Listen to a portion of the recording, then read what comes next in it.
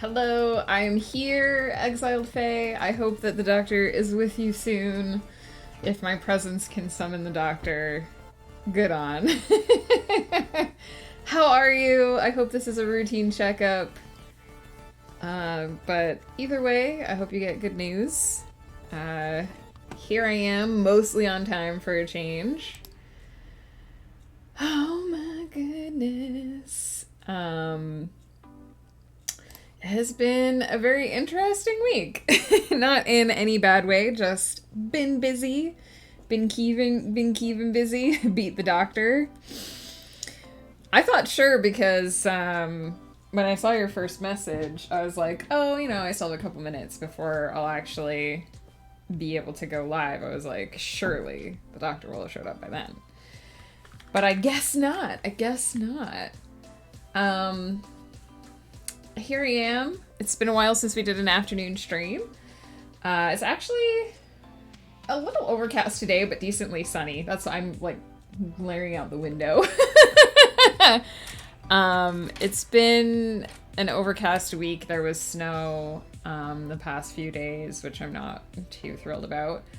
I feel like I've been shaking off the cobwebs this week and just sort of getting back to my regular routine after not feeling the greatest last week. Writing has been going well. Yesterday morning we worked on Arvalia Chronicles a bit. Today we're actually working on Everyone's Child. I forgot to update the title before I went live, so I, of course, have now since updated it. It should say the right... it should hopefully say the right thing in the title. I think I'm gonna have to go in and edit the title for the VOD manually. But whatever.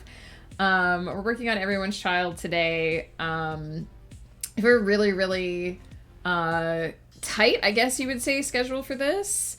When I did the Eternity's Empire, that's what I'm looking for. When I did the Eternity's Empire books, I did them 5 weeks of writing production, so it was a chapter each week, and I would write them in 3 writing sessions per week. So I basically have 2 writing slots per day, Monday through Thursday, and then Friday is a bit of a swing day. So if I need to do writing on that day, I do writing.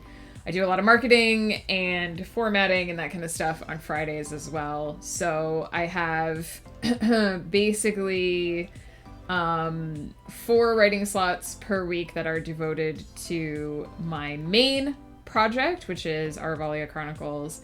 And so basically 2 days. And then I used to do a day and a half for my secondary project, which was Eternity's Empire. And then I would do blogging or writing prompts or whatever on Thursday afternoons. But I found that when I was working with Everyone's Child, it has been demanding a little bit more time. The scenes have generally turned out to be longer than the scenes were, at least in the beginning of Eternity's Empire. It could be because I'm more descriptive in my writing now than I used to be. It could be that I'm just, in general, a better writer and I have a more developed sense of how I tell my stories, or whatever the case. I'm finding that on average the scene length for Eternity's Empire was 2,000 words, and on average the scene length for Everyone's Child is 3,000 words, and that extra 1,000 words can actually make a big difference in time, right? Because that's 20 to 25 extra minutes of my day that is demanded to go to that project. And so the 2 scenes twice a day method, which I used to produce the first Everyone's Child book, was just too much. It was too taxing on my energy, it was too taxing on my brain, and it was too taxing on the amount of time that I have to devote to just this particular project every week. So I shifted my schedule a little bit to add an extra work slot. So I'm doing basically the same amount of scenes, 6 scenes every week. in order to produce the book in 5 weeks, but I've essentially added an extra time slot to it. So I do two full days or 4 full work slots for Everyone's Child every week, and 2 full days, 4 full work slots for Arvalia. I actually also, because I'm a crazy person, I actually also have started doing an extra scene. Flutter, thank you for the lurk. I've actually started doing an extra scene in the Arvalia Chronicles every week as well. So I'm writing 5 scenes every week instead of 4, because I think I mentioned this either at the end of last year or the beginning of this year, that I basically, my original plan for my schedule is essentially that at the end of the year I would write a full trilogy, and then at the beginning of the next year I would edit a previously written trilogy and then polish a previously edited trilogy and then write a new trilogy, and so on and so forth. But at some point in the past, I sort of fell behind on that, and so I've been writing 2 books at the end of the year and 1 book at the beginning of the year. And it's really not a huge deal. Hey, Halo Banshee, how's it going? Oh, that's such a cute emote. What? I love that. Basically, it's only a big deal because certain parts of my schedule are easier to modify, let's say, than others. And so what I really want is that polishing portion of my year, where I'm taking something that is a late stage edit that has been through a lot of beta reading, that has been torn apart a bit and put back together a couple of times already, to have that be happening in the middle of summer. Because if that's happening in summer, then it's easier for me to take time off to see friends, see family. It's easier for me to slide my schedule and fit things into a different time frame. But I also have to keep in mind that in order to get to the polishing stage, my work has to have enough time to pass through beta readers, right? And so since I basically have people beta reading an entire trilogy for me between when I'm writing it and when I'm editing it, there has to be at least a 6 to 7 month period in there for them to do the reading. So it's kind of this delicate balance of, if I can get to the point where I'm finishing a trilogy at the end of the year and starting edits on the previous trilogy at the beginning of the next year, then that's going to be going out to my beta readers hopefully 2 months early, and then it's going to be I'll be coming into that polishing phase a couple months early, and then I'll have that window in summer where it's easier to take time off and hang out with people. Cheers, Halo, for the hydrate. Thank you. Why? Hello! Those are adorable emotes as well. What the heck? You guys and your cute collections. I love that. So yeah, I'm basically, the reason why I have sort of added an extra work slot to my production of the Arvalia Chronicles then is because I'm trying to catch up and get through the writing of this last book a little bit faster, so I can sort of pull my schedule back into where I want it to be.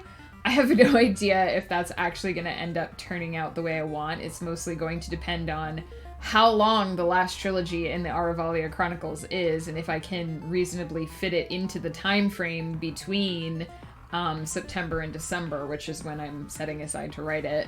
And also just, you know, what happens at the end of the year if things go totally crazy, if my health stays even, which it has not been lately.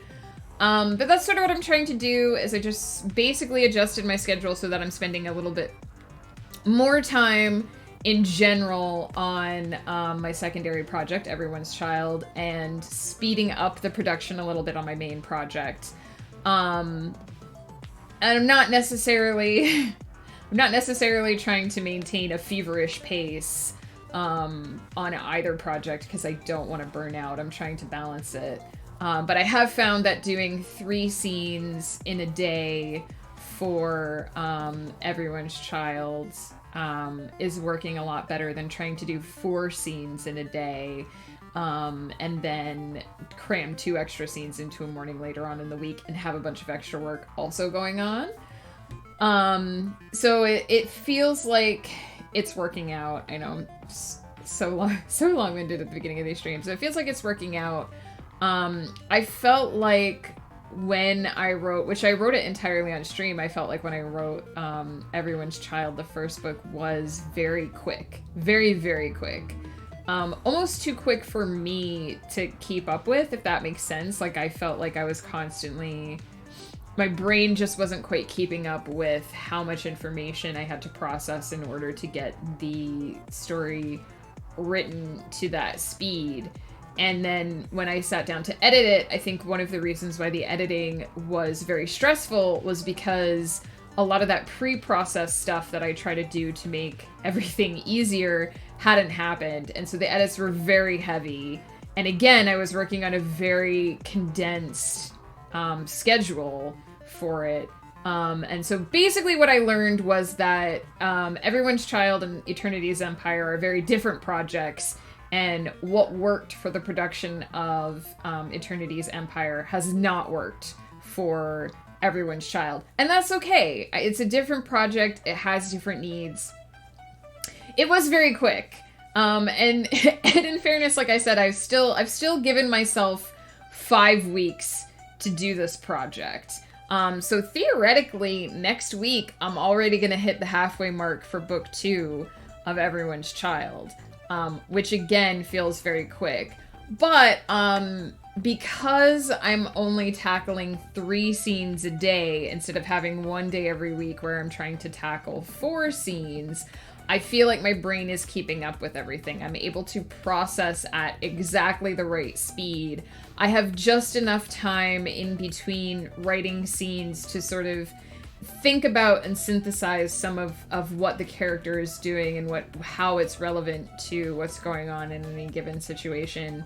And I feel like I'm keeping up with it a lot easier, a lot better than when I did the first book. So I think it's going well overall. Today we've hit on the first major conflict that's taking place in this book. So I have where I was writing this morning, I stopped mid-scene. I stopped just as the tension is sort of about to snap between factions on both sides of this confrontation. And I have a pretty decent idea of what I want to do with the rest of this scene, and a very sketchy idea of what I want to do with the next scene that we're also going to write on stream today. But I do feel like the first book, I wasn't keeping track of my character arcs as well as I needed to, and I feel much more on top of that this time. So sometimes it's all about little changes can make a big difference. It's going pretty well for me, it's been a really good word flow day. I'm hoping to keep that going for our sprints this afternoon. How's it going for you guys? Halo, Y, Flutter, if you want to come out of lurk mode for a hot second, no pressure, but how are you all doing? Exiled Faye, I hope you're also doing well. I know you're waiting for your doctor, but I hope you're still doing well. I know it can be so hard. Like, I can't do this anymore because I don't drive and my doctor's office is across town, but I used to always try to get into the doctor like first thing in the morning. Because if you say, it's the same with a dentist. If you're like the first or second appointment in the day, they don't have time to fall behind, right? And then you'll actually be seen at your appointment time. But as the day goes on, they fall more and more behind. And I've actually had like offices warn me, like, if your appointment is at like 4:30, it's going to take longer because the doctor is going to be behind. But sometimes you don't have a choice, right? Like, I'm now, if I need to go see my doctor and she can't do a phone call, it has to be in the afternoon when Ghost can drive me, right? So one time it was during lockdown. I had to go during lockdown. And we sat in the car for like an hour. And I was like, oh my God, what is happening? But then they told me afterwards that they had a bit of an incident, like they had something that needed like emergency attention, and I was like, okay, whatever. But it wasn't fun sitting in the heat in the car, you know, during heavy lockdown, not being able to go anywhere, just waiting for them to call us and be like, okay, you can come in now. Novasaurus Rex, hello, hello. Game of Tomes, hello, hello. How are you guys? Welcome in. Thanks for the raid.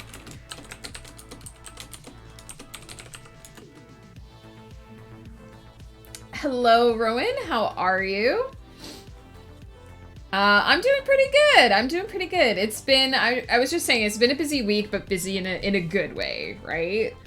I've been keeping on top of everything, which is mostly all you can ask for as a writer. Sable, hey, how's it going? I'm doing pretty good. How are you? Mod Splash, thank you so much for the follow. I feel like I missed something. Not even sure why they scheduled me this late. I mean, if they're just juggling the schedule, I mean, maybe that's what they had available. Gonna be attempting a drawing stream tonight. Why? That's so cool. I'll be sure to stop by after I finish writing for the day. Moon, hello, hello. How are you? Twitch finally loaded. I'm so glad. I'm so glad to see you. Yeah, I'm sure I don't have to tell other writers, like, sometimes just keeping on top of your project schedule or your project list is, like, all you can really hope for.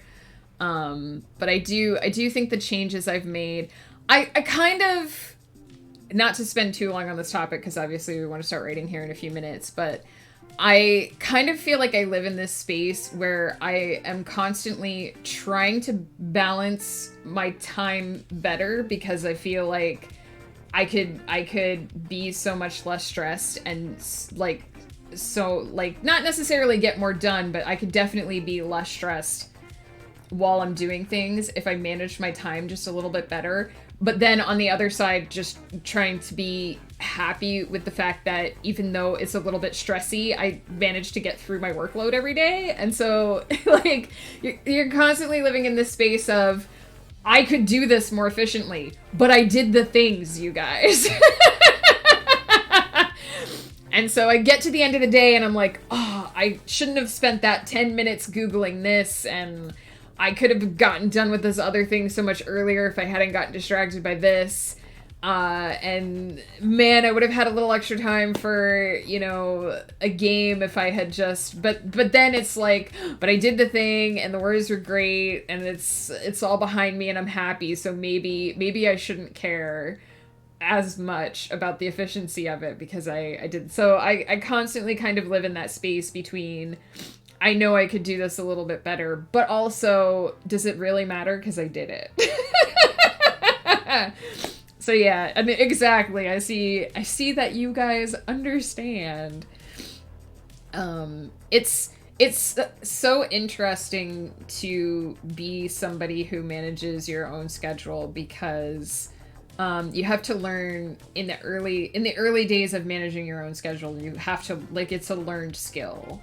And I've said this before, like, for everyone who's like, oh, I have so much trouble motivating myself to write or motivating myself to do this.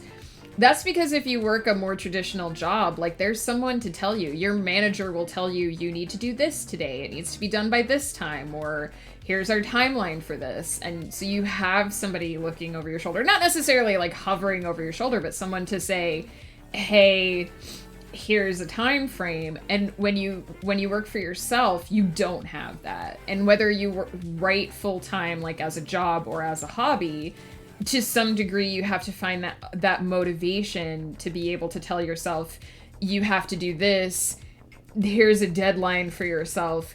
But then you eventually hit a point where you get really good at doing that, and you get too good at doing that, and you forget that relaxation is a thing. And so you almost have to relearn how to not work all the time. You have to learn to turn off the boss portion of your brain. And so I constantly swing back and forth between, I've gone too far into relaxation mode, I need to go back into work mode, and then I've gone too far back into work mode, I have to go back into relaxation mode. And I feel like there's this really amazing point at which you exist in perfect balance, but I've never been there for more than 5 minutes. Comf, hello. Sugars, hello. How's it going? I can see that I'm resonating with Sable today. So it's interesting too, because I definitely sat down with my like goal list this year, and I was like, I want to find that more efficient time management zone. And the more I try to find that efficient time management zone, the more I'm like, maybe it isn't real. Maybe it's just a myth. Maybe you get through the day and it's chaos. And at the end of the day, if you're happy and you feel accomplished, maybe that's it. Maybe that is the ideal like time management zone. So that's kind of where I am right now. It's like, I hit 9:30 and I'm like, I did the thing. Vinyl stencil, hello. How's it going? How was your photo shoot yesterday? So yeah, I basically just spent like 20 minutes talking about how I'm managing my schedule this year. But for all those of you who are like, wow, you're so organized and you always have your shit together, now you know that that's just the illusion of you only seeing me for 3 hours, 3 times a week. You don't see all the parts where I'm off camera being like, oh my god, how am I gonna fit this, and this into the rest of the day? And still have time to cook dinner and hang out with my husband, you know. Photos were fun. I'm glad I can just chill today. Nice! I'm glad to hear it, Vinyl. I know midweek is more of your, like, time off. I'm glad the photo shoot went well. Yeah, Comf, I hope your lunch was good. I really appreciated hanging out in your co-working stream earlier. I always feel more productive when I have other people on in the background, even if I'm not saying much, so appreciate. I was looking in your stream yesterday morning, too, but then I had to go because I was streaming as well. Oh no, I've gone too far. Where did I put my writing sounds? There they are. I was like, I backed too far out of my bookmarks. I didn't know where to go. Sometimes when I finish all my tasks, I'm like, guess I'll just go to bed. I definitely have moments too. So like, I'm trying to get into this space where I finish doing like all of my stuff for the day by like 8:30, 9 o'clock, because then if I'm done, then I can do something else. I can play a game. I can like watch an extra show, spend extra time with ghosts, like whatever. But often what happens is I hit the point where it's like, all right, it's 9 o'clock. I finished my work. What do I want to do? And I just spend like 20 minutes being like, I should do something fun. But what do I want to do? I just... so sometimes there's just like, I guess it's like analysis paralysis, where I'm like, I have free time. There's nothing I need to do. I'm just gonna stare at my screen and listen to something in the background and wonder what I should do at this time. So that's funny too. That's the other half of the, oh yay, I managed my schedule really well today. I have extra time. Cool. I'm just gonna sit here now. Thank you for the streams. Comf, like I said, I really appreciate it. Last week, I think the only thing that got me through the second half of the week was your streams, in all honesty. I know I said that before, but if I hadn't had productivity streams last week, I would have just sat at my computer and just stared into space, I think, the whole second half of the week, because I just felt so cruddy. But even when I'm feeling good, like this week, I'm feeling much better. I feel like myself again.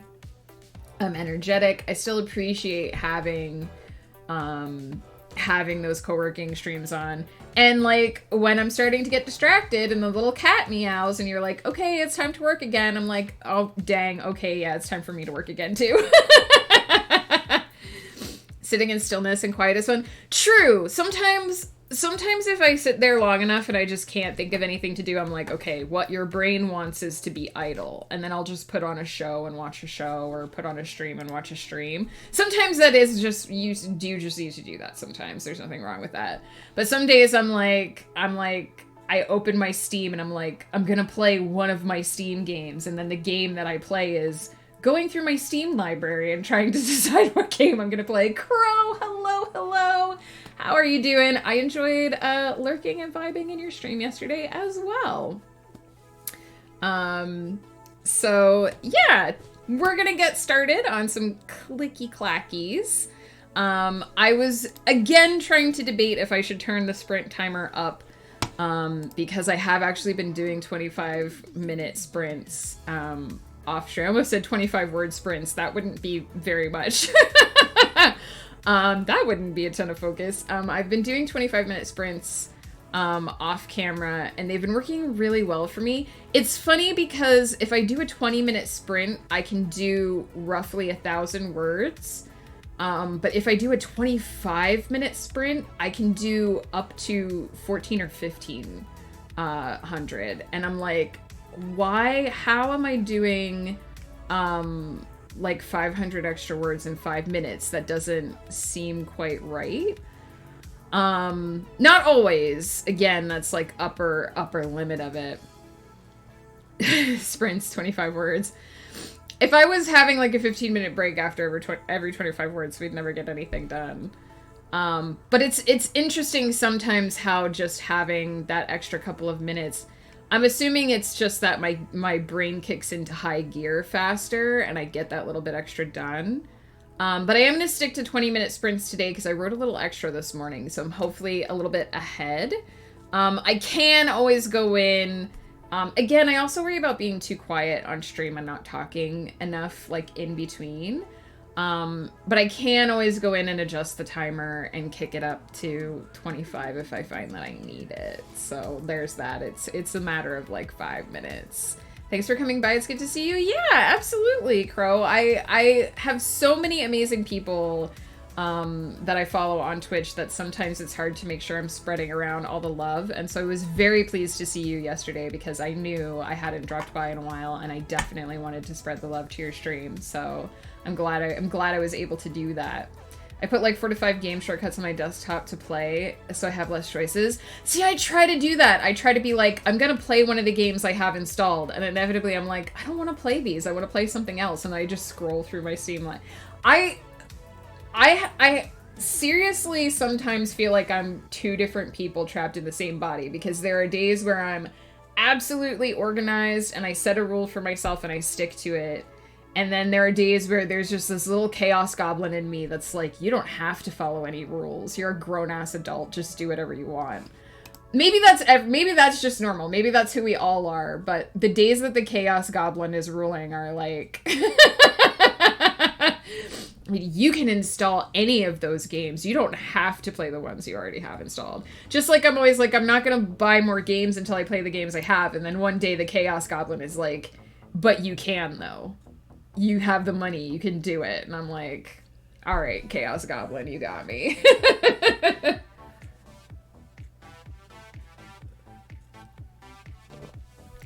I'm mostly Chaos Goblin. Yeah, see, I feel like if I was mostly organized, if I was like 90% organized and like 10% Chaos Goblin, I'd be able to be like, yeah, I'm a generally organized person, but I feel like I'm like 50-50. I'm a Gemini, you guys. This explains everything. I was born a Gemini. It's literally, it's in the birth date. It's in the stars. I'm 50-50. Comf, you're a Gemini too? That's amazing. It's that Gemini feeling, man. You try to fight the evil twin, but they're always in the mirror with that goatee staring you down. Oh man, comf. I'm so glad there are people that understand. All right, I said 8 minutes ago I was gonna click clack, and I'm gonna give you guys the click clacks. Let's do it. 20 minutes. 20 minutes of organized, and then we can be Chaos Goblin again.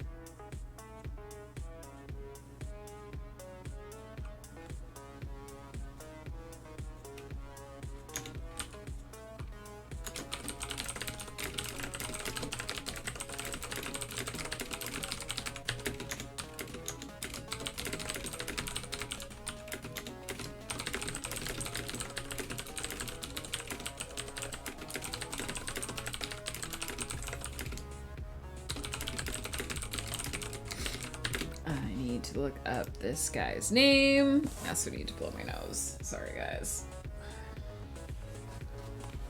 Luckily, I gave this guy a name.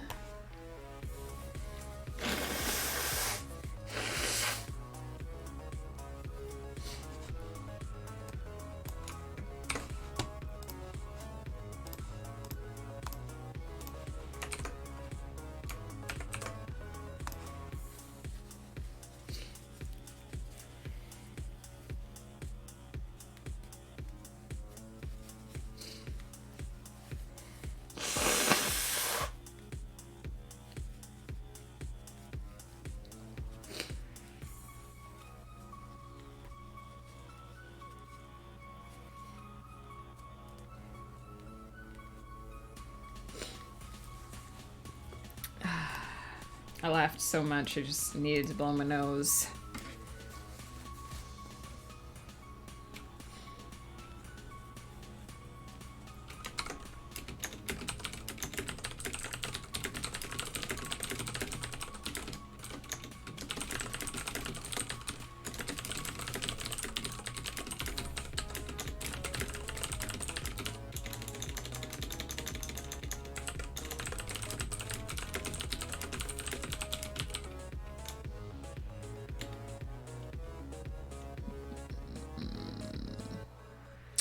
I'm retreading too much old ground.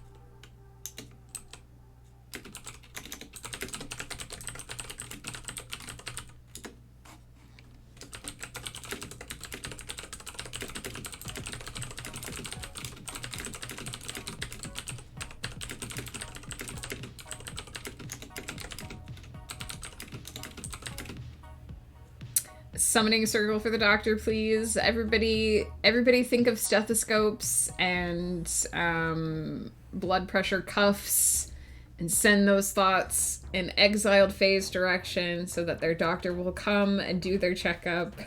Dear Lord, so that they can go home. Draw the twirling snake symbols with your minds.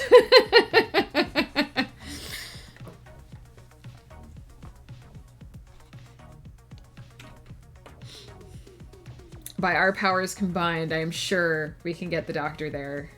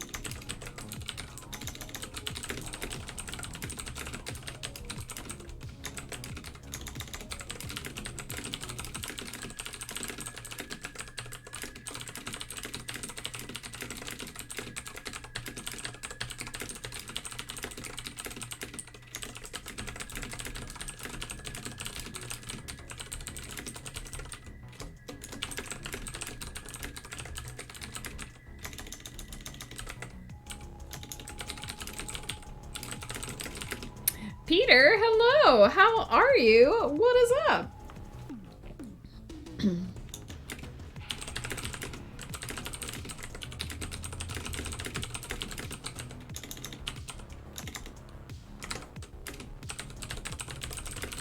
I know the timer has just gone off, but I think I'm like 2 paragraphs from the end of this, so I'm just gonna go ahead and write it.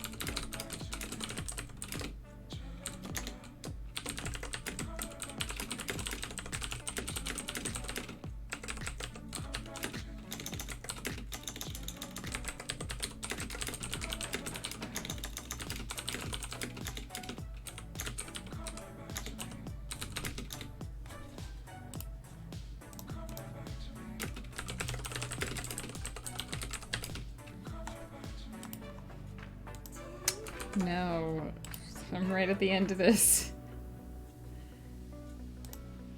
scene, and now my brain doesn't want to spell anything.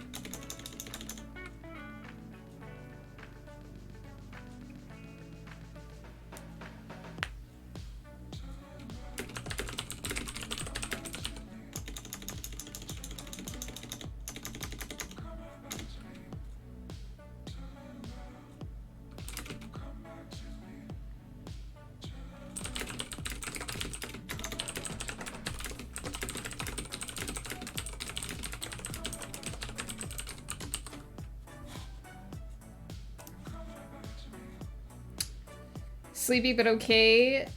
Maybe a flying visit. No worries. I'm doing pretty good. The collective name for a group of authors is a hey, let me finish this paragraph.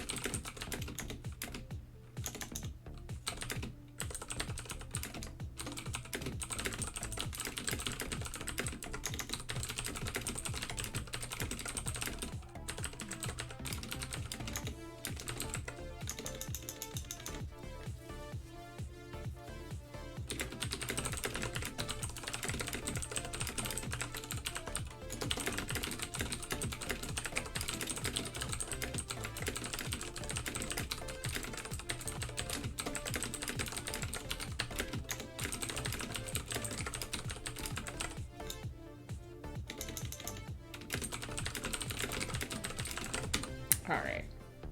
I know that was more than 20 minutes, but that's okay. Sometimes when you have, like, 3 paragraphs, you may as well just finish it. Where did I start?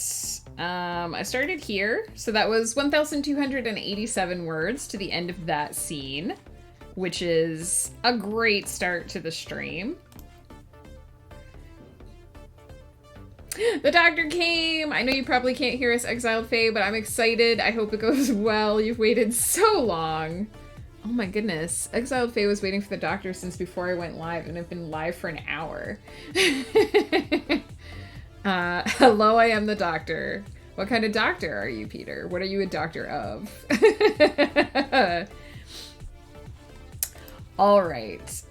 So even though I wrote the majority of that scene off stream, that brings me up to, that was 3,015 words for that scene. And just in case anyone is curious how much I've written so far today, I certainly am.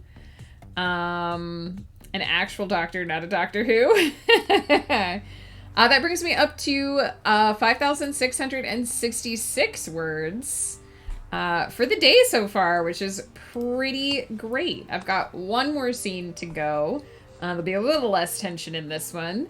And we're gonna focus on our boy Jalen, who hasn't gotten a lot of character development yet in this particular book, but we have just reached the point where he's going to be able to start getting some. So I'm excited about that. We're starting a new chapter. We're up to chapter 8 already. So this is only my second week working on this book, and we've already crossed the 30,000 word mark. So pretty happy with how it's been going.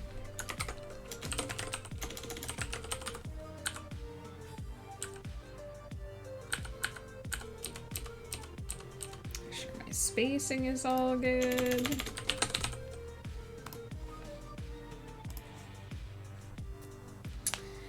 I legally have to say I'm not a doctor, but I'm hoping to be a doctor someday because being Dr. Greenwood would be brilliant. But I don't like people, so I don't want to be a medical doctor, so maybe a doctor of media or something. I mean, there are a bunch of different doctors that that do not involve medical science.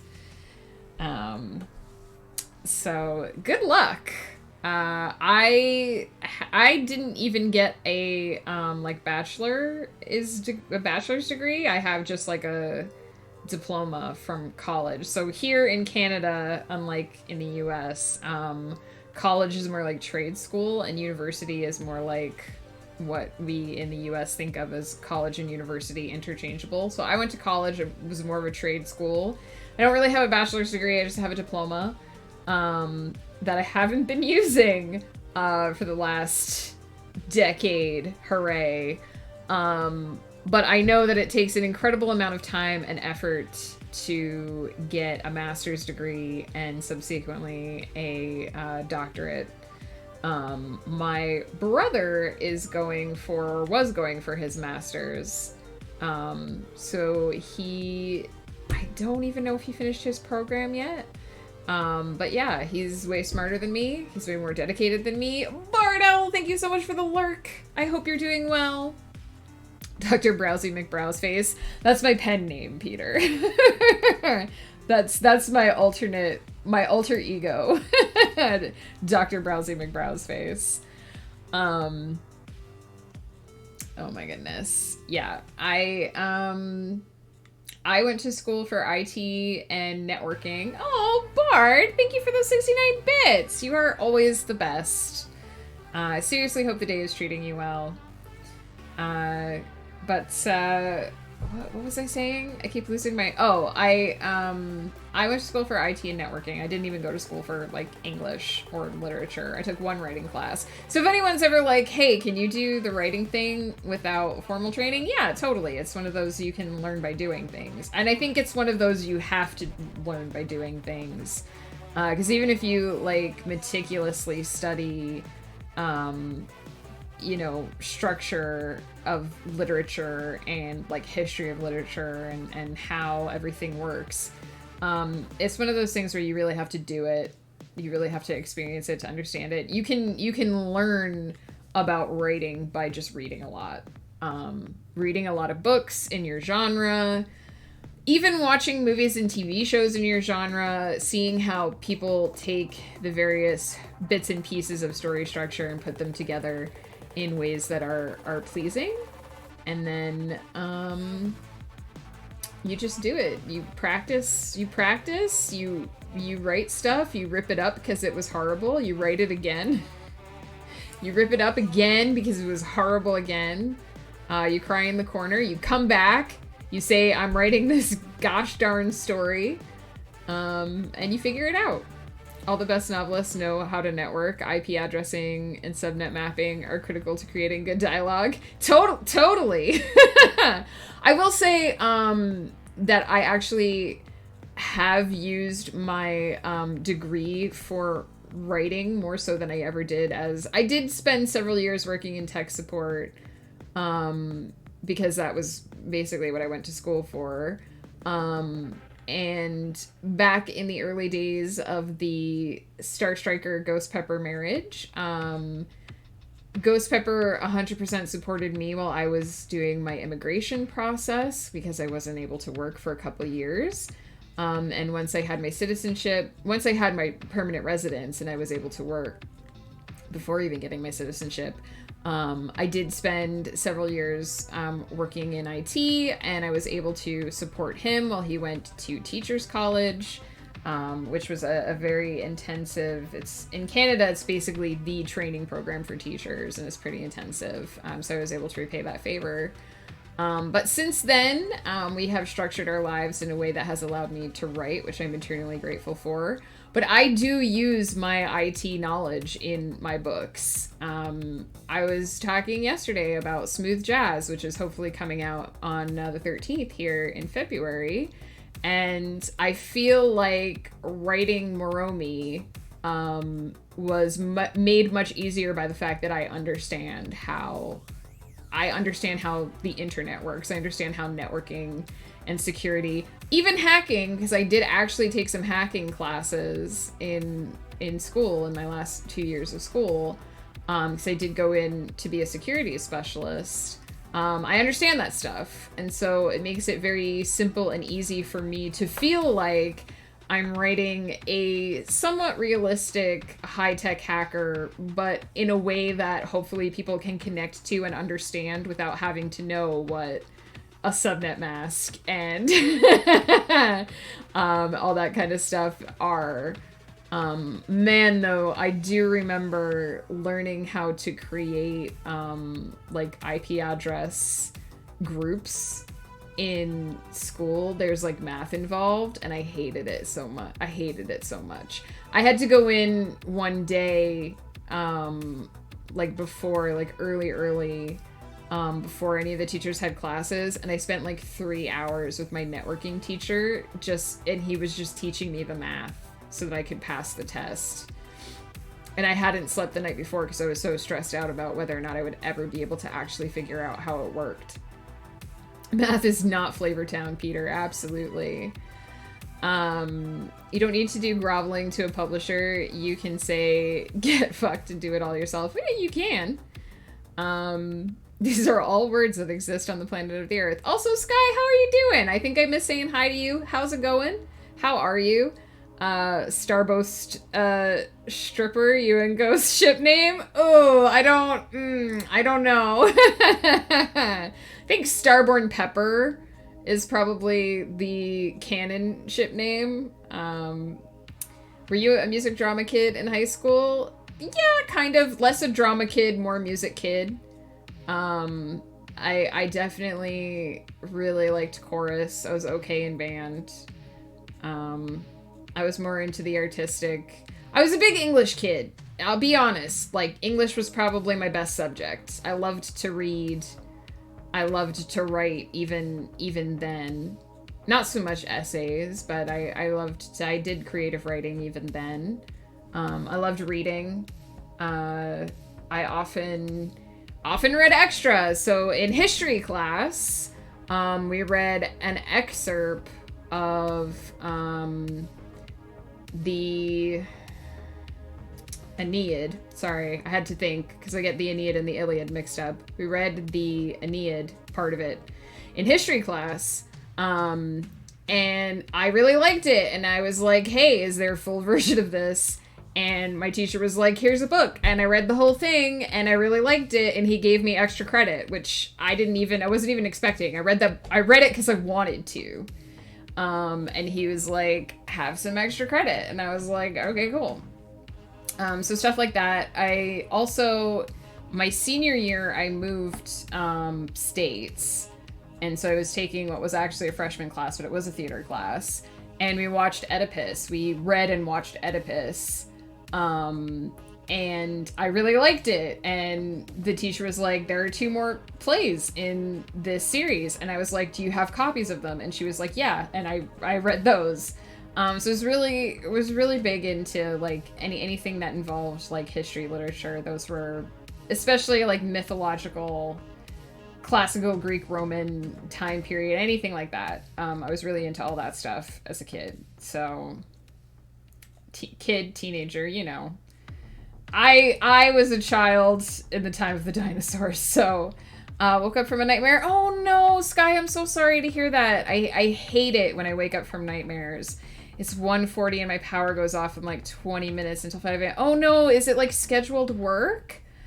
I am sorry to hear that you're having what sounds like a very rough night. I hope that you're able to get some relaxation, shake that nightmare off. If we can do anything to help with that, I will gladly. Music is math. That is true. By Boards of Canada is where... Oh, music by Boards of Canada is worth listening to. Might change your appreciation, even your understanding. I was going to say, music is technically math. I might have to check that out. That's very interesting. Do you ever feel that when you're writing, you're living your performance dreams by inhabiting each character you write? So I was never a big theater kid. And it's interesting because I can write my characters what feels very fluently to me. But it's very different to act out your characters. It's very different to like even just to role play your characters like in RPGs. I feel like I have a lot harder time pretending to be my characters and like actually acting and speaking as my characters than I do writing them. It is a different form of skill set. But what interests me as a writer is not necessarily the performance aspect of pretending to be a character, but the aspect of somebody else's life, right? Like, this is somebody else's life. This is what they think. This is what their experience is. This is what they've done. This is their history. This is their story. This is how they feel about what they've experienced. And I do feel like as a reader and a writer, I do get to experience many other lifetimes. There's that quote about a reader will experience 1,000 lifetimes. And I feel like that's true. I feel like one of the reasons why I read and a big part of the reason why I write is to experience things that I'll never be able to experience. I'm never going to fight a dragon. At the end of the day, in the real world, I'm never going to fight a dragon. Dahmerin has done that. And so to me, one of the most interesting things about writing, you know, my characters and stepping into their worlds is being able to see and experience a world that works differently than the one that I live in, and being able to live a life that isn't the life that I live. And so I do feel like by writing, I am living the dream of being somewhere else and doing other things that would never happen in this world, because this magic doesn't exist here, dragons don't exist here. And so yeah, in that way I definitely do feel like I'm living the dream. But don't ask me to. I can, like, if you were like get in character and be Dahmerin for 10 minutes, I could do that. I know him well enough. I could talk as Dahmerin for an hour, 2 hours. I could do it. But it's much harder for me to do that than to just write as him, if that makes sense. To write from his perspective. It's called load shedding. Oh, I know what that is. We're in an energy crisis, so they can only provide power to like 60% of the grid. So to prevent a total blackout, they drop sections of the grid. I've heard of that. I'm sorry to hear that you're awake from a nightmare and gonna have to lose power. I hope the time passes smoothly and quickly, at least. They had talked about doing something similar to that in Ontario for a while, I think, but the idea was not well received. Have you ever written a character you absolutely hate? Yes. They're the exact opposite of you. The only thing you have in common is that you're both made of some form of DNA. The main villain character in the Aravalia Chronicles, every time I have to write something about him, every time he opens his mouth, every time he's in a scene, he makes my skin crawl. He's a complete narcissist. No, he has no sense of personal boundaries. He's an asshole. And he's self-righteous and he's full of himself. And I hate him. And he has to be that way. That's just who he is. It's part of what makes the story what it is. And I write scenes that involve him, and I'm like, I hope, somewhere in my heart and soul, I hope that when people read this, they realize that I don't condone a single thing that he's done, but it's just who he is. Haven't I seen you dancing somewhere? I love it when a villain really makes you feel things. Yeah. But the shit of it is, yes, this character is a narcissist. Yes, he does really bad things. And not just like, I'm going to kill people to get what I want, but like, I'm going to treat people like sexual objects because I feel like I can. Like, when I say this guy is an asshole, this guy is every definition of an asshole.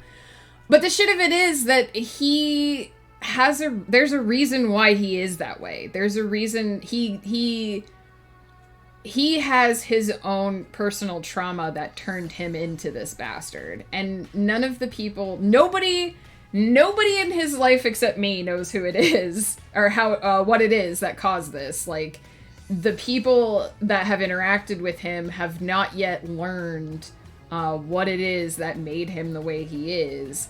And I'm not necessarily saying it justifies the way that he acts, because nothing can justify some of the things that he's done. But he was at one point in his life a decent person. He did at one point in time respect people's boundaries and have good relationships with people. And he experienced things that drove him down this path of just becoming a selfish bastard. And to me, that's what makes him compelling as a character. In my eyes, he is an irredeemable person. But if you search back far enough in his history, you see why he has made himself the hero of his own story. He does not see himself as a villain. He doesn't believe that he's doing anything wrong. And there's maybe a teeny weeny itty bitty little piece of him that you can actually identify with, which to me is what makes a villain interesting. But yeah, every time I have to write something, every time he has dialogue, I'm just like, that was icky. No worries, Sky. I hope I was able to help in any way. I hope you get some good sleep, and I hope that those nightmares don't come back. Think happy thoughts. Think of us. We're sending you love, and we hope you rest well. Oh my goodness. I came back to asshole. Peter was asking if I have any characters that I basically hate. And I do. But I still try to do them justice. When I'm writing them. So, about to grab some food. Crow, I hope it's good. His creator, when he's telling you, I don't know if I am his creator. I feel like he came to me and told me his story. I'm more just, most of the time, I don't feel like I create my characters. I feel like they already exist, and they're just telling me their stories, and I'm kind of their glorified secretaries, just to get that out there. But As his creator, when he's telling you a story and why, did you ever feel sympathy, for want of a better word? I do very, very occasionally feel sympathy for this character. In part because I, as an individual in the real world, would like to be an optimist, would like to believe that every person could be put on a path to redemption, that most people are good people on the inside and just need, a gentle nudge to do the right thing from time to time. That's me, Megan, as a person in the real world, would like to believe, or at least certainly pre-pandemic believed, that that's how most people were. And so I ache at the idea that this person just can't be redeemed, that he's been pushed so far in the opposite direction that there just is no way to save him. He cannot, he's got the blinders on. He has tunnel vision. He can't be jolted from this path. And I think that's sad. I have a thing where I get super frustrated with characters, like, when you spend so much time with an actual person and they get on your nerves. That happens to me with my fictional characters. If you had Dahmer living in your head, yeah, that's pretty much how it alternates. Sometimes I want them to do something and they won't, and that's very annoying. And sometimes they won't stop talking to me at 3 a.m. when I'm trying to sleep, and that's also very annoying. I adore one of my characters with all my heart, but I genuinely fear her. Yeah, no, I have characters that I would not be friends with in the real world, but I can't say that I love the villain in the Aravalia Chronicles, because I don't love him. I don't. But there's a part of me that very much wants to embrace his soul and show him happiness and why he can't have it. And he can't. He cannot see. I feel like I don't even know when that sprint ended, but I feel like it's been a while. So I'm gonna make some tea, because it's tea time. I'm almost done with my iced tea, so I need some hot tea. I need to decide what hot tea to drink, because I just remembered that I finished up a cheers beater. I finished up a second steep yesterday, so I have to start a new steep of a new tea today. Very exciting. Sacred, is that sacred? Oh, scared afternoon mug noises. I mean, look, it's not a scary mug. It's just, it's just.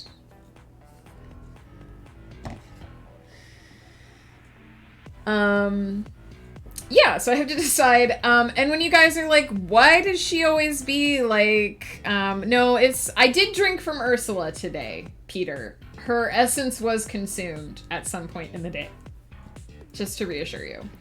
But every time I'm like, I have to decide what tea to make, you guys were probably imagining like 4 or 5 teas. Just so you know, I have maybe like 50 different teas to choose from right now in my kitchen.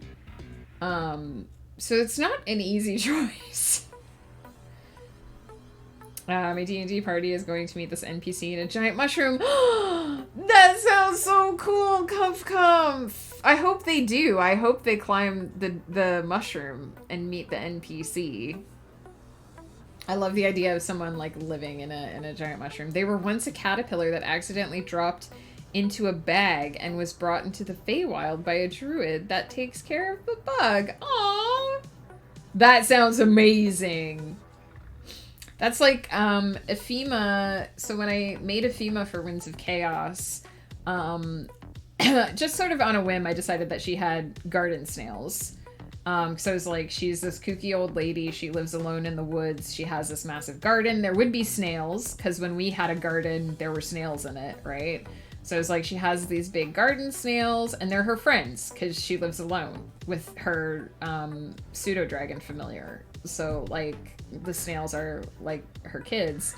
And then for my birthday, Ghost did a narrative telephone where he created this idea that one of the snails, Callum, is actually a man who has been polymorphed, like, true polymorphed into a snail.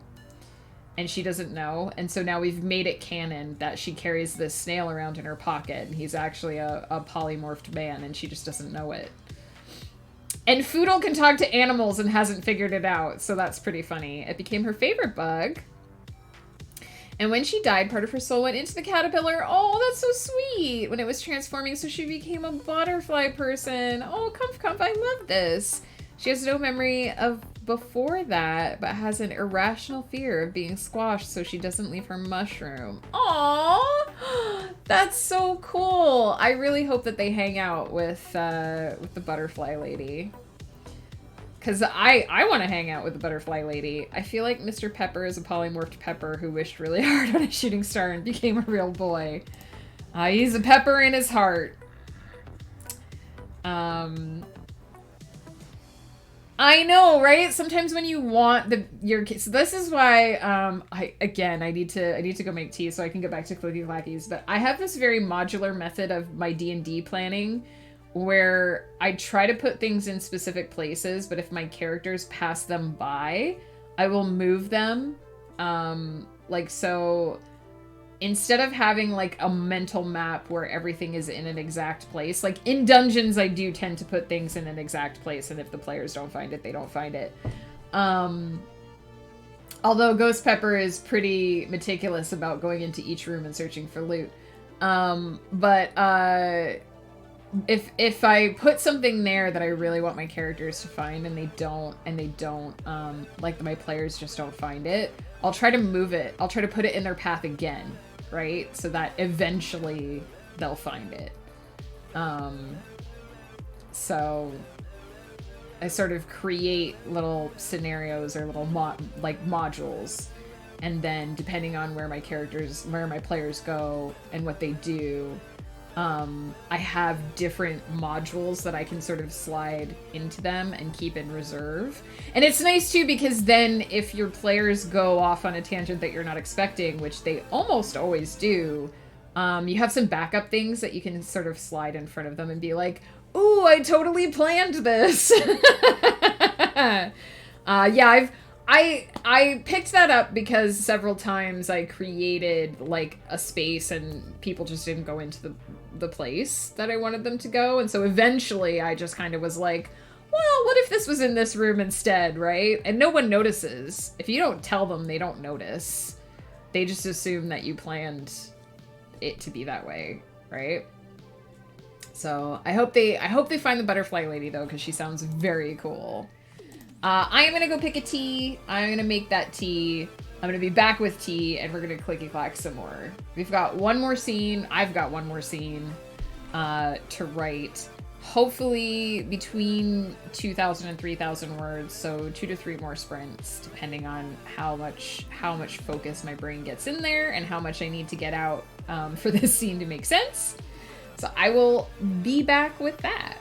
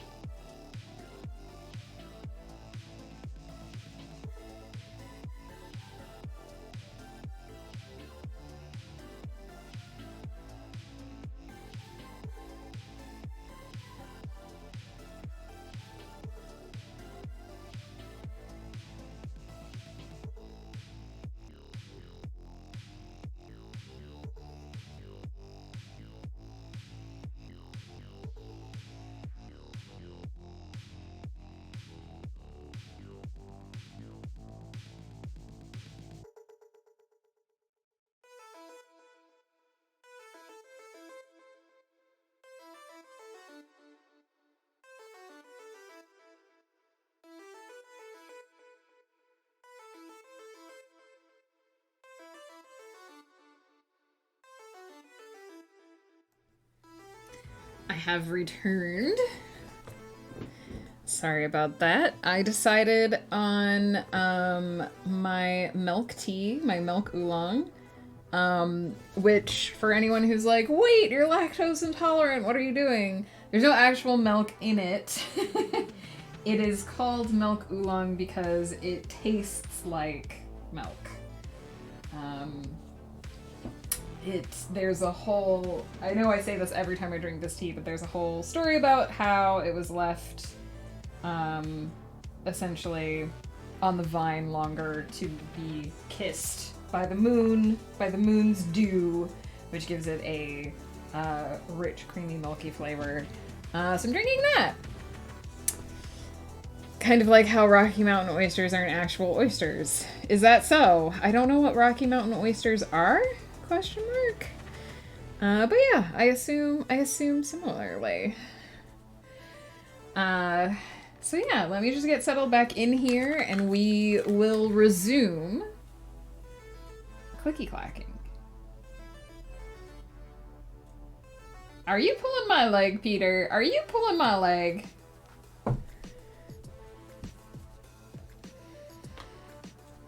Also, is this something I should absolutely not Google?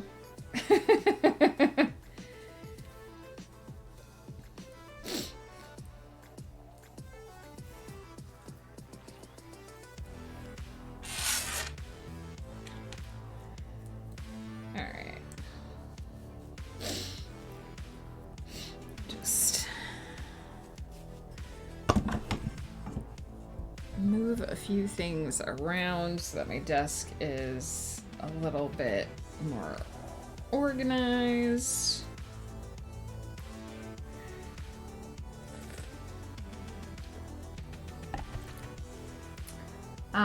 So I can't say too much again about what I'm actually writing without spoilers, but there was one thread in the first book of Everyone's Child that I kind of didn't really get to weave into the narrative very well, and I'm finally being able to pick it up.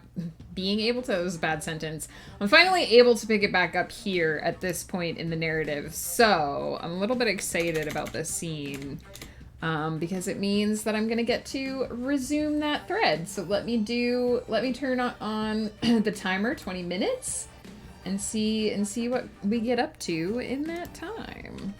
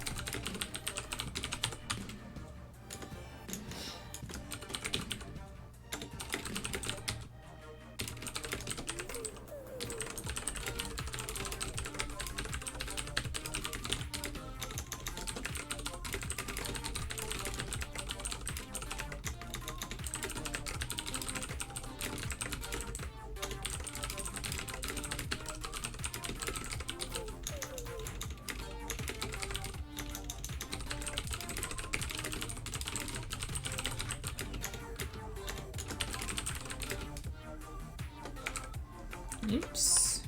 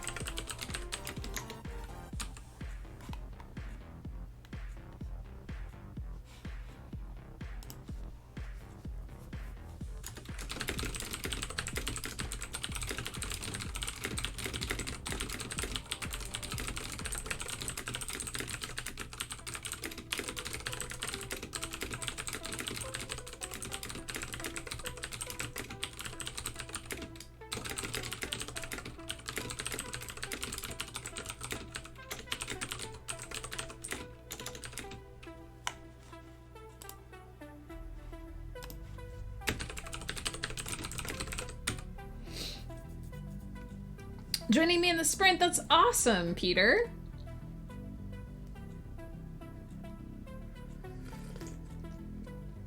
I hope the words are flowing for you.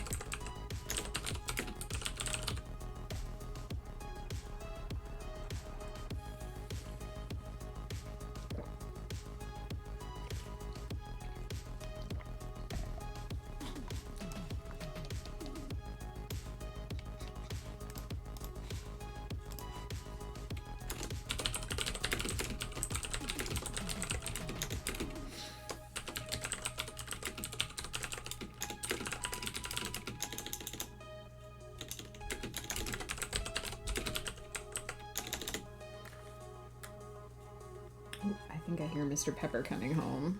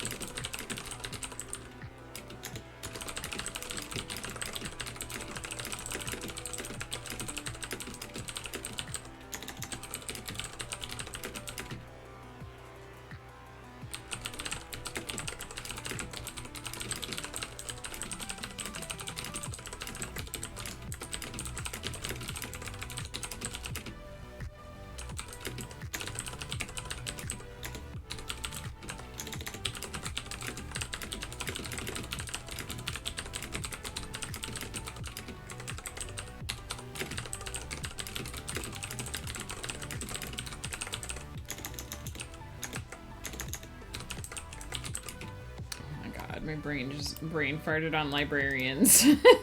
I put an extra R in there, I'm sure.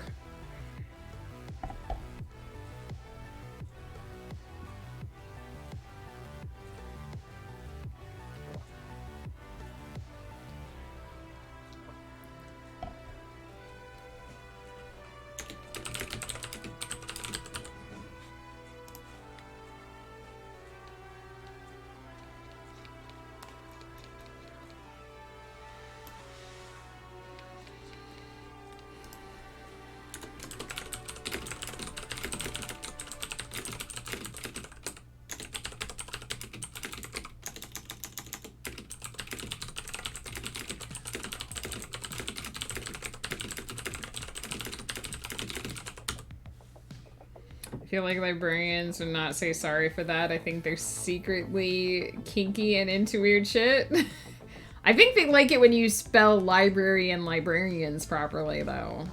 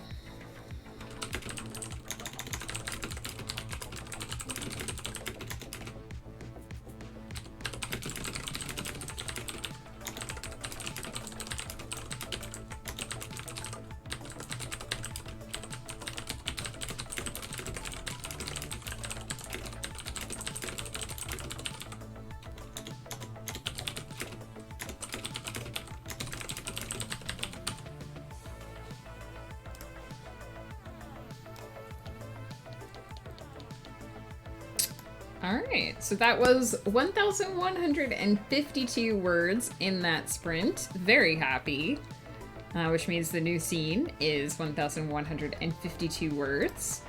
I am quite pleased with that. It's going well. I do think I'm probably, with a couple of the chapters that I've written today, I'm definitely info dumping a bunch of information at the beginning of my chapters that is eventually going to have to be broken up and sort of made into breadcrumbs between various different actions. But for now, since this is a first draft and I'm basically just telling myself the story, it's okay to have some of these info dumps. I can go in and fix them all later, make it more dynamic and less just like, wow, this is a fuck ton of information that's just been thrown at me.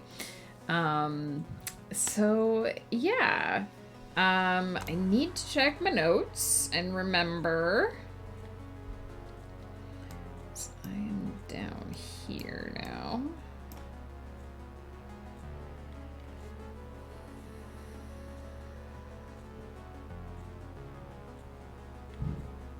Um,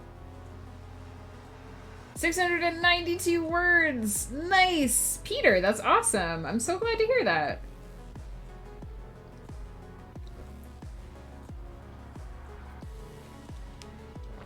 I think I am. I know I just took a break like 20 minutes ago, but I think I am going to pop AFK just quickly here to say hey to Mr. Pepper, and then we'll do our between sprint chat as soon as I get back. But let me just go say hey to Mr. Pepper, see how he's doing, how his day was, and I will BRB.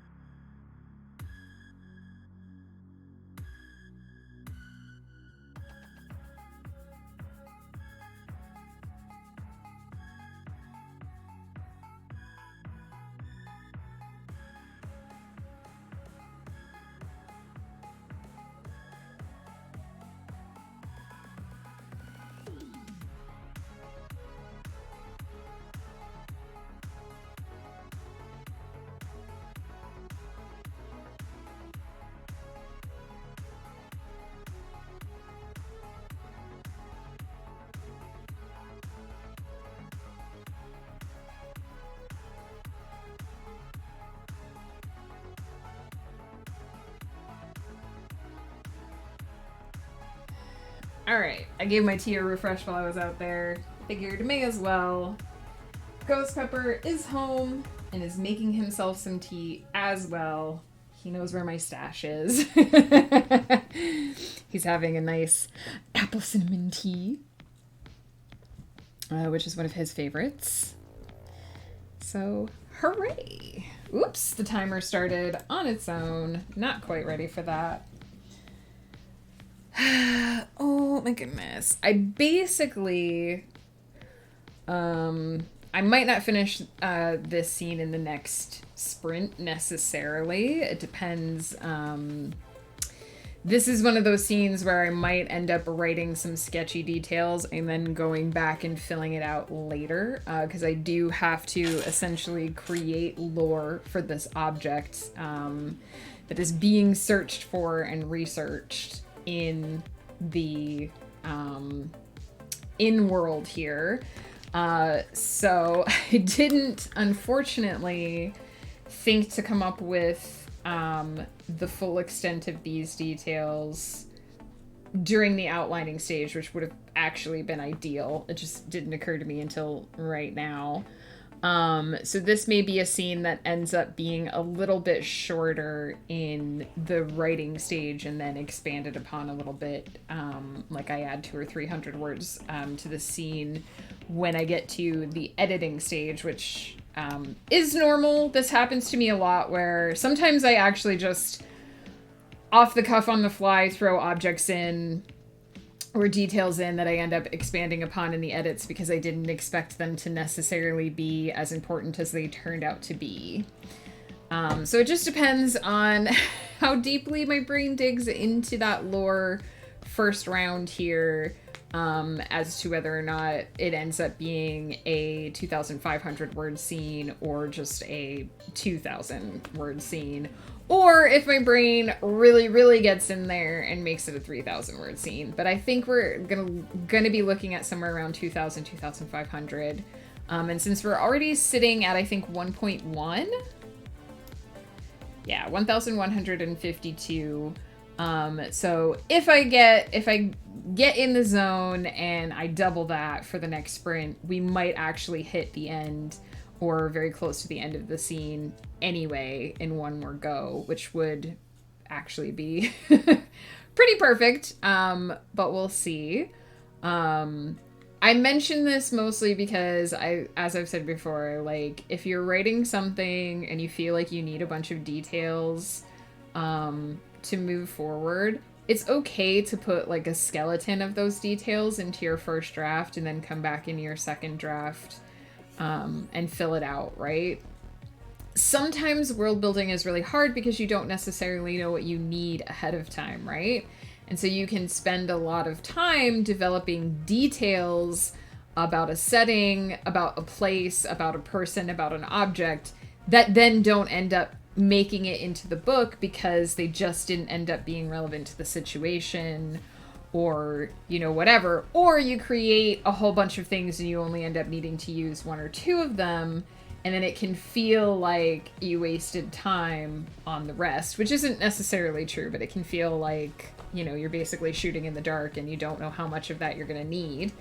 And some people like to be over-prepared just so that they have things that they can slide into those positions. There's nothing wrong with that. But the way I prefer to do it is I try to have at least a sketchy amount of details on what I need to get the story started, and to at least get the skeleton, the foundation of the story down. And then after I've written my first draft, I know, okay, this place needs more details. I should probably fill it out, make it feel like more of a living city, or this object should be more important because it came up a lot. So what actually is it? Why are the characters so interested in it? Why is it so important?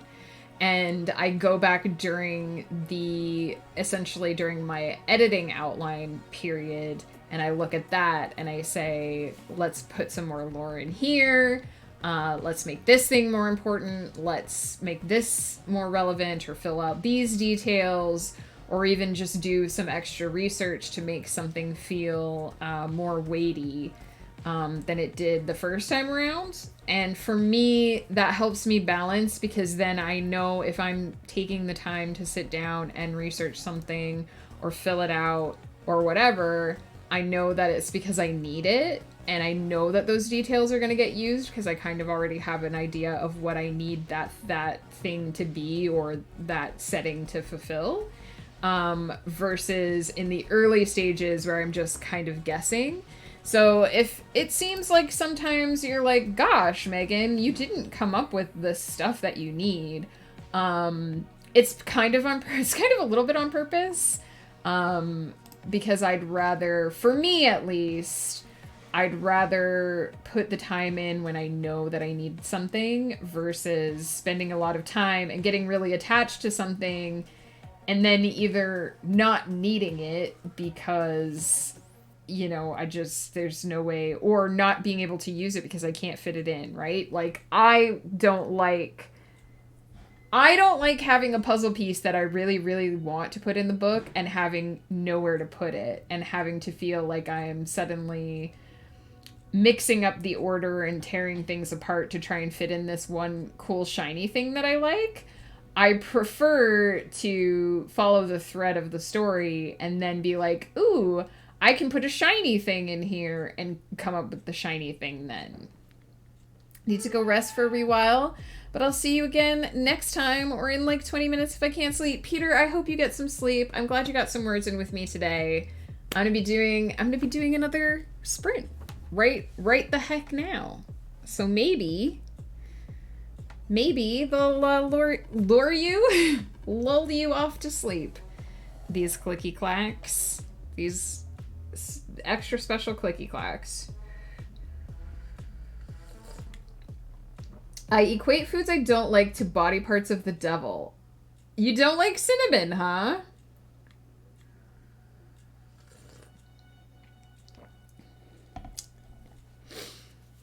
All right. 20 minutes on the clock.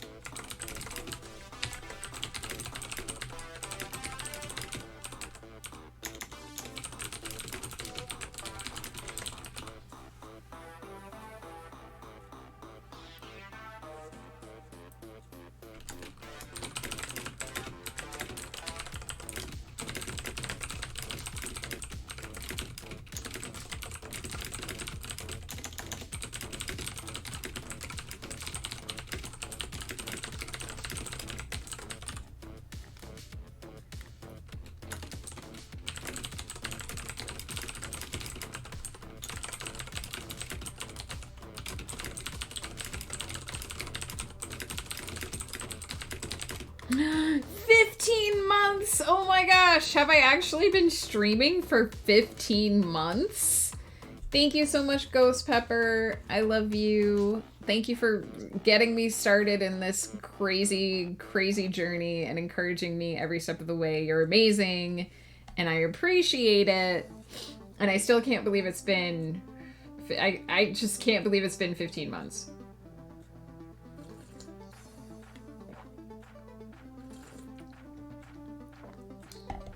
Also, I hope you're enjoying your tea.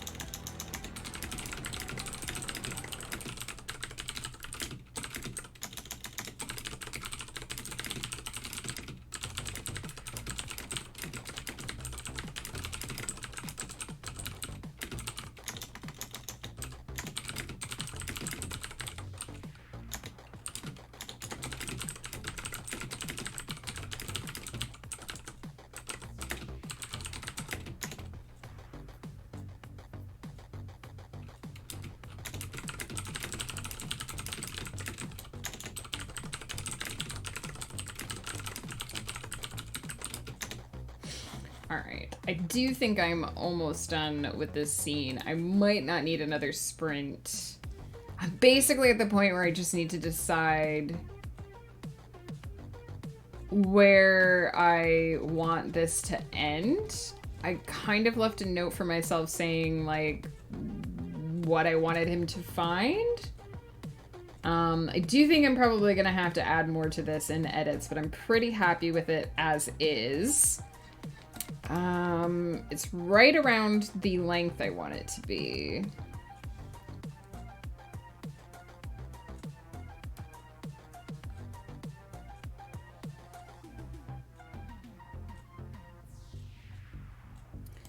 I think I started here. So that was 1,213 words. Perfect. Which brings us to 2,365 for this scene, rather, not for the stream. We had written a little bit more than that for the stream. For the stream, I think we've written... How much have we written?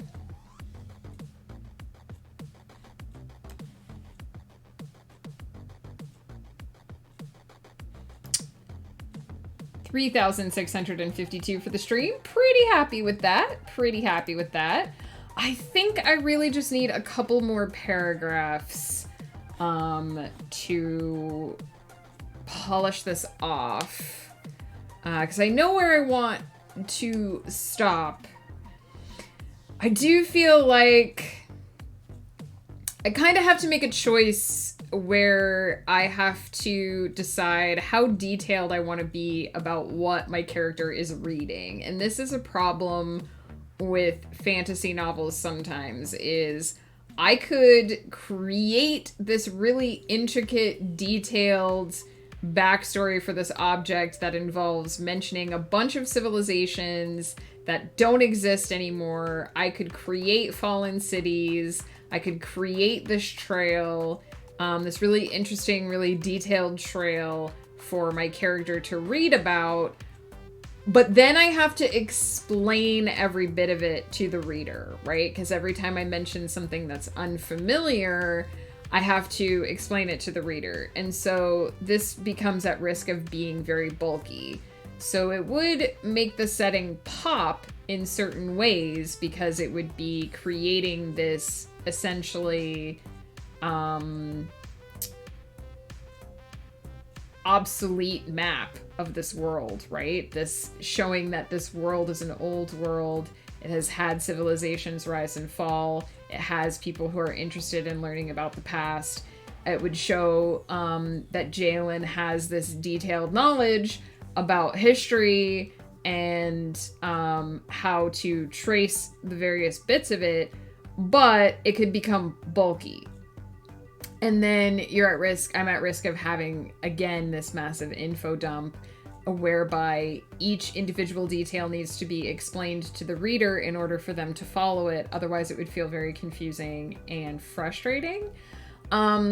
So this is always a difficult decision to make because I love the idea of making reference to fallen civilizations, and I love the idea of creating this traceable trail through books of what Jalen is seeing, but I wonder if it will work, if it will actually do what I want it to do, or if it would just come off as very frustrating to my reader. So right now what I'm leaning towards doing is sort of keeping it vague, is sort of just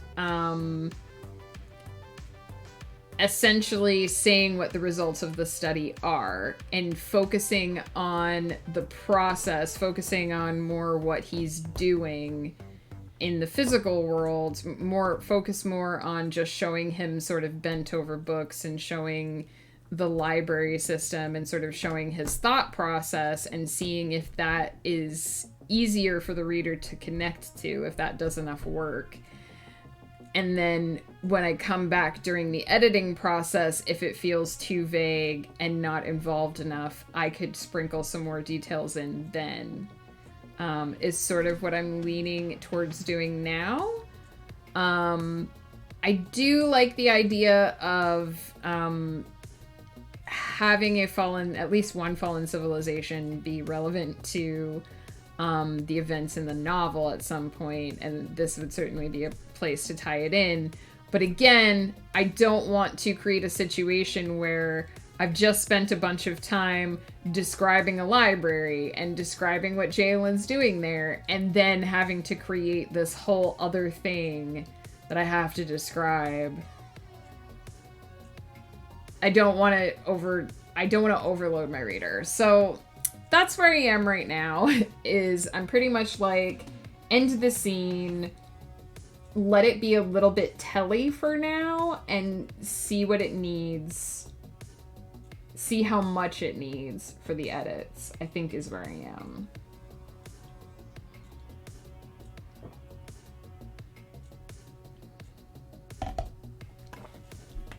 Because it's one of those cases of, if I create all of these really shiny things that I can really only show glimpses of, is it too much?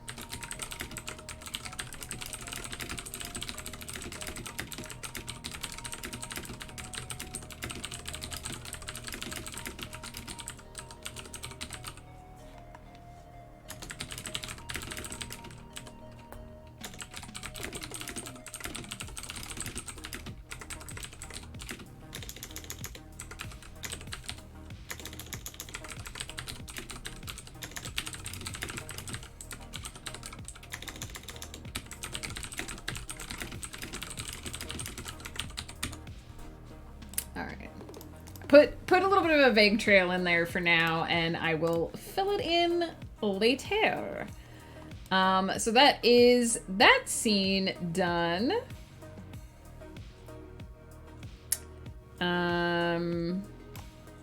So that was just an extra 456 words, which brings this scene up to 2,821, which is perfect. And that brings our total for stream.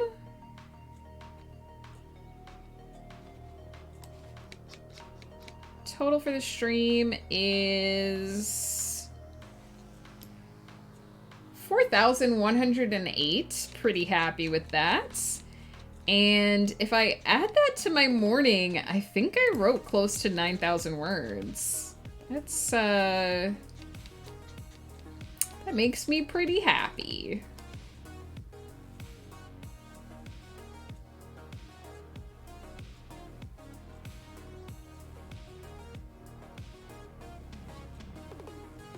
Would rather have been writing, but I made it. Exiled Faye, I'm glad to hear that you're home. I assume home from the doctor's office. I hope it went well. You waited so long for the doctor. You waited like an hour. I am about to wrap up, but you're just in time to hear my final word counts for the day. 8,487. I'll take it. That's pretty darn good. Especially, I think this last scene went especially well, considering that was the one I had sort of the least idea of what I was doing. So yeah, that brings me to the end of the second week of production for this book, 2 of 5.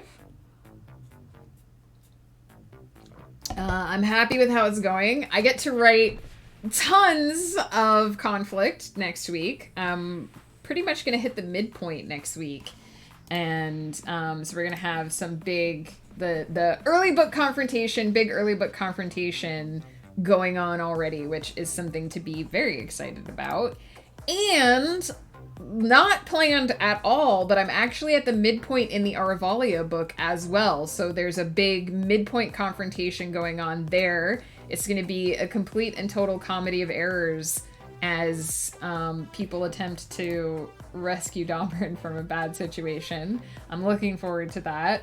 Lots of exciting things to write. I'm relieved that the change to my schedule I have not felt at all burnt out on these projects. Quite the contrary. I've been very excited for the scenes that I'm doing each week. I've been able to... I guess maybe because I switch off between the two, it keeps me from getting too burnt out on any one particular thing at a time. But I've been very excited for each of the various scenes that I've been working on. And I guess maybe you have met Dahmer by now, Exiled Faye, depending on how far you've gotten in that first book. But yeah, I've just been feeling really pumped for the majority of the scenes. Every now and then I hit a scene where I'm like, I don't know that I really am into this one, but I'm so excited about the scenes around it. That the words have been cooperating with me. So we'll see, knock on wood, we'll see how long that lasts. It's early in the year yet. There's plenty of time for the blahs to set in, and going to be moving into editing mode. I'm always far more excited for the writing portions of my year than the editing portions of my year. And this year I'm going to be editing Visions Unlike They Seem, which is the third trilogy in the Aravalia Chronicles. It's a big one. There's the middle book in the trilogy is very near and dear to my heart because there's some very pivotal things that happen in that book. Especially, it's kind of when, again, without saying too much, it's kind of when Dahmer gets his reckoning, and he sort of has to come face to face with all the things in his past that he's been running from for like a century and a half. So I love that book, but it is a train wreck. It is a flaming dumpster fire. It cannot be described any other way. And it's going to be a tough edit because the third trilogy is where there starts being some time jumps that come in. So there's going to be a lot of smoothing over, trying to make sure the timeline is clear, what happens in between books. And that middle book is a monster. It has some big problems and it is long, so I'm not sure how much room I'm going to have to add to it in order to fix them. So it's going to be challenging. It's going to be a challenging year. So hopefully I can maintain some of that enthusiasm. But for now, I'm just happy that the words are flowing. It's another good writing day. I am going to be back tomorrow morning, bright and early, 10 a.m. PST, hopefully on time. I know when I say 10 a.m. PST, I'm usually actually on screen closer to 10:30, but I'm going to try to be as close to 10 as possible. We're going to do that Kryptonia short that I promised, so I'm going to introduce everybody to my homebrew D&D campaign world of Kryptonia. We're going to talk a little bit about just sort of the established history of Kryptonia and the introduction that I gave my players to the world of Kryptonia. And I'm going to write a short for it. I'm really excited because I'm hoping that it can translate into something that my players will eventually be able to find in world. So that would be pretty cool to sort of have the dual use of this is developing more history for the world that they're playing in, and depending on the choices they make and where and when they explore things, they might actually be able to find that information in the game world, which would be super cool. So I'll be back tomorrow morning for that. That's the last of my writing for the week is that scene, and then I'm actually just doing mostly formatting and marketing stuff for the rest of Friday. So I'm super excited about that. I meant to do it like 2 weeks ago, but I just wasn't feeling well enough until now to actually fit it in. So that's gonna happen tomorrow morning. So I will be back for that. And for now, we're going to see who is around for a raid. So let me switch my headphones back.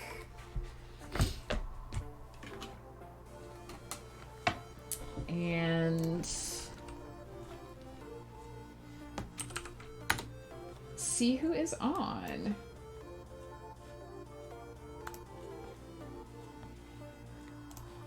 Who is around?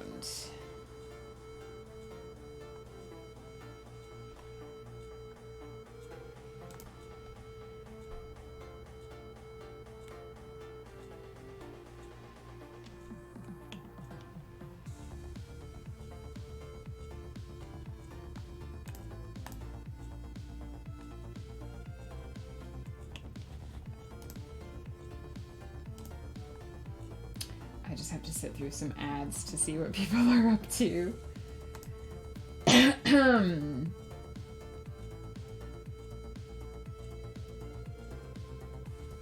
Most of the writers I follow have finished writing for the day, so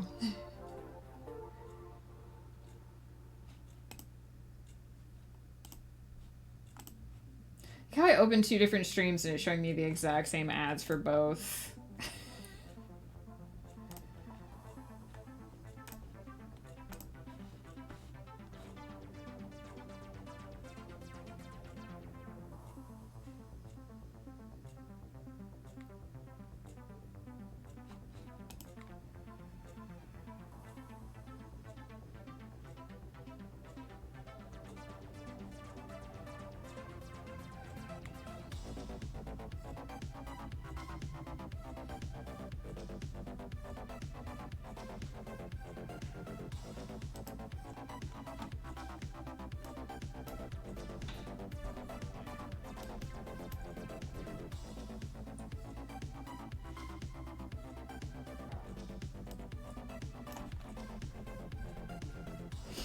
Alright, so since it looks like most of the usual suspects that we usually raid are not around at the moment, let's go over, our friend Y was in here earlier, let's go over to his stream. He's doing his first art stream.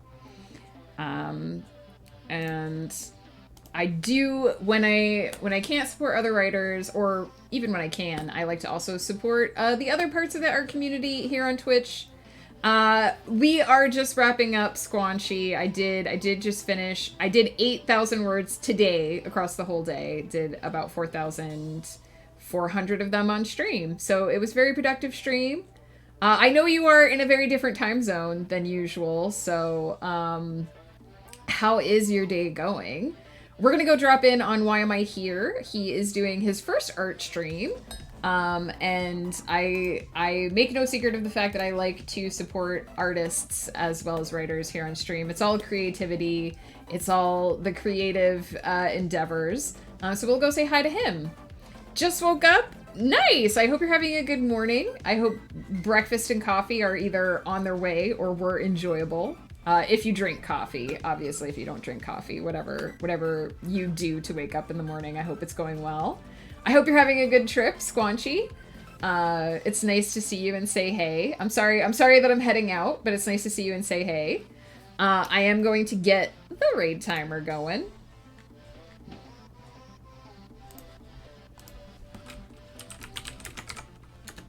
We'll go say hey to Why Am I Here doing his first art stream. And let me get these up. If you have the emotes, if you have my emotes, please feel free to use them. If you don't, feel free to use any emotes that make you happy, because it's all about spreading the love, supporting other artists and creatives here on Twitch, and saying hey to friends. So I hope that you all have a fantastic evening. I hope that you've all had a good week, and you know what? If it's a rough week, tomorrow's Friday, so you almost made it to the end. We've all almost made it to the end. Yeah, I'll be back tomorrow morning with the Kryptonia stuff. Squanchy, I hope you take care. I will speak to you more in the other chat. Thank you all for hanging out with me. You're all amazing and the best, and I'll see you again soon.